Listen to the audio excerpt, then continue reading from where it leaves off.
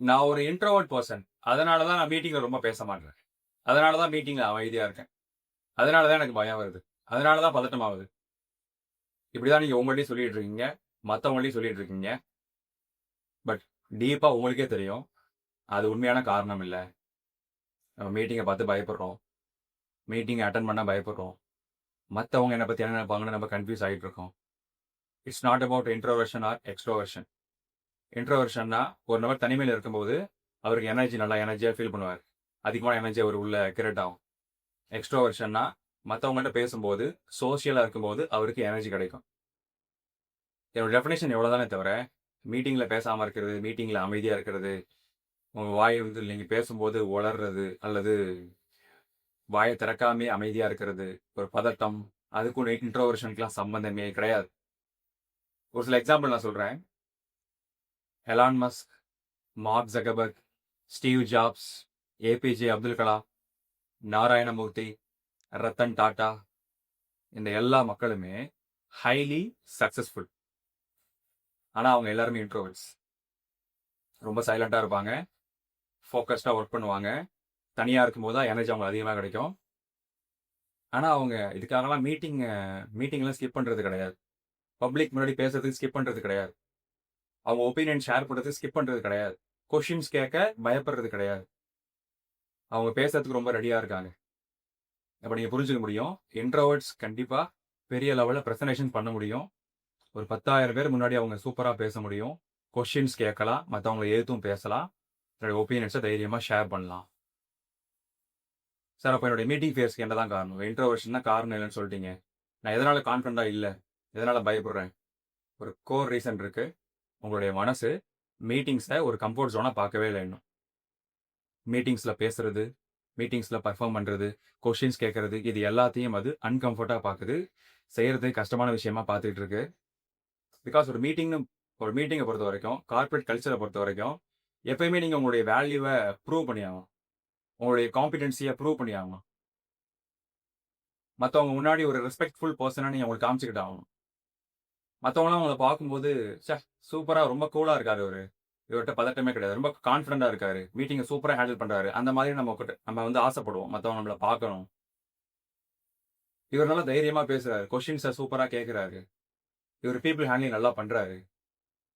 இவர் ஸ்பாட்ல என்ன என்ன குடுத்தாலுமே பேசுறாருப்பா. இது போல ஒரு இம்ப்ரஷன் கிரியேட் நமக்குள்ள ஒரு ஆசைகள் இருக்கும். பட் நம்ம புரிஞ்சுக்க வேண்டியது, ஒரு மீட்டிங்ல கம்யூனிகேஷன் மூலமா உங்க வேல்யூவ ப்ரூவ் பண்றது, கொஸ்டின்ஸ் கேட்கறது, அதே மாதிரி ஒருத்தர் பேசும்போது இன்டரப்ட் பண்ணி உங்க பாயிண்ட்ட நீங்க புரிய வைக்கிறது, ஒரு நல்ல இம்ப்ரஷன கிரியேட் பண்றது, கான்ஃபிடென்ட் பெர்சனா தெரியறது, இது எல்லாமே ஒரு மாத்திரை போட்டு வரக்கூடிய விஷயமே கிடையாது. ஒரு ஏடிஎம்ல போய் கார்ட சொருகுறீங்கன்னா, உடனே பணம் வருது இல்லையா? அந்த மாரி அடையக்கூடிய விஷயமே கிடையாது. இது எல்லாமே ஸ்கில்ஸ். இது எல்லாமே மைண்டோட எக்ஸ்பேண்டட் கெப்பாசிட்டீஸ்.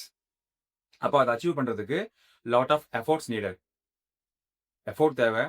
நெறைய டைம் போடணும். நெறைய அதுல ஒர்க் பண்ணணும். நெறைய யோசிக்கணும். ஃபீட்பேக்ஸ் எடுக்கணும். உங்கள நீங்க இம்ப்ரூவ் பண்ணணும். அதுல அந்த ப்ராசஸ்ங்கிறது கொஞ்சம் லாங் ப்ராசஸ். கொஞ்சம் கஷ்டமான ப்ராசஸ். உங்க மனசு அந்த ப்ராசஸ்க்குள்ள போறதுக்கு உங்கள விட மாட்டுது. மைண்ட் யோசிக்குது. நம்ப ஏன் இதுல எனர்ஜி இவ்வளவு போடணும்? Mind is all about saving your energy. Saving எனர்ஜினா என்ன? இத்தன வருஷமா நான் யாரா இருந்தேன்? அந்த பேட்டர்ன்ஸ் பிரெயின்ல இருக்கு. அந்த பேட்டர்ன்ஸே போதும். புது பேட்டர்ன் வேண்டாம். ஏன்னா புதுசா கிரியேட் பண்ண நெறைய எனர்ஜி தேவைப்படும்னு, உங்கள மீட்டிங்ஸ்ல ஒரு நல்ல கான்ஃபிடென்ட் பெர்சனா இருக்கிறதுக்கு மனசு ட்ரை பண்ண கூட விட மாட்டுது. அகைன் நம்ம பழைய மாரியே இருப்போம். சைலண்டா இரு, பேசாத. அதனால தான் வாய திறக்க முடியல. அதனால தான் வாய திறந்தா சில வார்த்தை தான் வருது. டக்குனு மைண்ட் பிளாங்க் ஆயிடுது. அதனால தான் பாடி லாங்குவேஜ் பண்ண முடியல உங்களால. அதனால மட்டும் தான் ஒரு மீட்டிங் அப்போ ஜாலியா சிரிச்சு பேச முடியல. அதனால மட்டும் தான் மீட்டிங்ல ஒரு ஒப்பீனியன் வந்து ஓப்பனா ஷேர் பண்ண முடியல, கேட்க முடியல, ஒரு ஃபீட்பேக் குடுக்க முடியல. It's all new patterns. இது எல்லாமே புது பிஹேவியர்ஸ். இதுவரைக்கும் நீங்க பழகாத behaviours. That's why mind is stopping you. அது உங்கள ஒரு ஃப்ரீஸ் மோட்ல போட்டுருக்கு. அப்படியே ஃப்ரீஸ் ஆன மாதிரி. ஒரு அன்கான்ஷியஸ் மோட். எல்லாமே அவுட் ஆஃப் கண்ட்ரோல்ல இருக்கும். உடம்பு, மனசு, உங்களுடைய பிரீத்திங் எல்லாமே.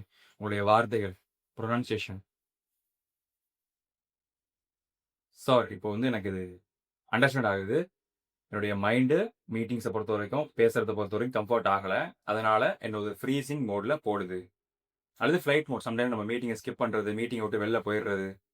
அது நம்ம ஃப்ளைட் மோட் தப்பிச்சு ஓடுறது. அந்த பயத்த விட்டு, அந்த ஒரு அன்கம்ஃபர்ட்ட விட்டு. இப்போ எனக்கு ரூட் காஸ் தெரிஞ்சுட்டு, நான் இப்ப என்னதான் பண்றது? இது உங்க கேள்வியா இருக்கும்.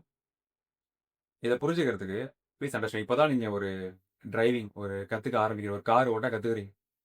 நீங்க வெளில வந்து ரோட்ல போயிட்டு கார ஓட்டும்போது, கொஞ்சம் வெளில டிராஃபிக் இருக்கு இல்லையா? ஸோ உங்களுக்கு சரியா கார் ஓட்ட தெரியாது. வெளில டிராஃபிக் இருக்கு. இப்ப டிராஃபிக்காக நீங்க கார் ஓட்டுறத நிப்பாட்டிருவீங்களா? அப்ப எப்படி தான் நீங்க கத்துப்பீங்க? டிராஃபிக்க பார்த்து பயந்து கார் ஓட்டலன்னா, எப்பதான் அப்போ கார் ஓட்டுறது நம்ம? You need to understand.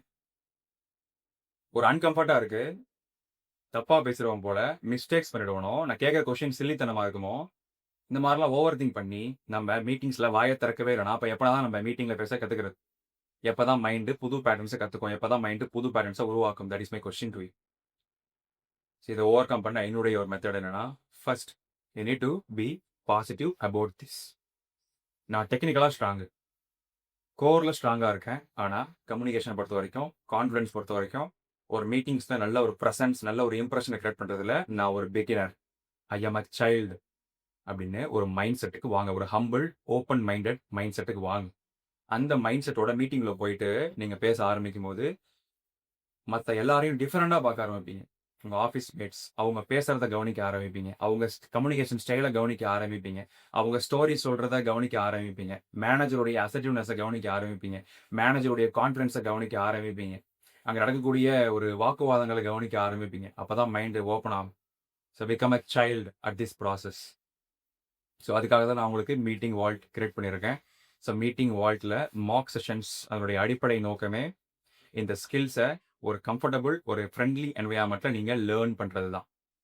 So continuous practice திரும்ப திரும்ப எது எதெல்லாம் நீங்கள் கஷ்டப்பட்டுட்டு இருக்கீங்களோ உங்கள் ஆஃபீஸில் அந்த ப்ரெசன்ஸ், அந்த இம்ப்ரெஷன், அந்த கொஸ்டின்ஸ், அந்த ஒரு அசர்ட்டிவ்னஸ், மற்றவங்களோட டிஸ்அக்ரி பண்ணுறது, அக்ரி பண்ணுறது, எல்லா ஸ்கில்ஸையும் தொடர்ந்து நீங்கள் ப்ராக்டிஸ் பண்ணி ஃபீட்பேக்ஸ் என்கிட்ட இருந்தும் மற்ற கலீக்ஸ் கிட்ட இருந்தும் நீங்கள் ஃபீட்பேக்ஸ் பெற்றுக்கிட்டு அதை நீங்கள் இம்ப்ரூவ் பண்ணுறது மூலமாக உங்களுடைய மனசு அதாவது உங்களுக்கு அந்த skills, meeting skills, communication skills, அதே மாதிரி ஒரு மீட்டிங்கை அதில் உள்ள ப்ரெஷரை, அதில் உள்ள பீப்புள் ப்ராப்ளம்ஸை ஹேண்டில் பண்ணக்கூடிய ஒரு கெப்பாசிட்டி உங்களுக்கு இன்க்ரீஸ் ஆகும்.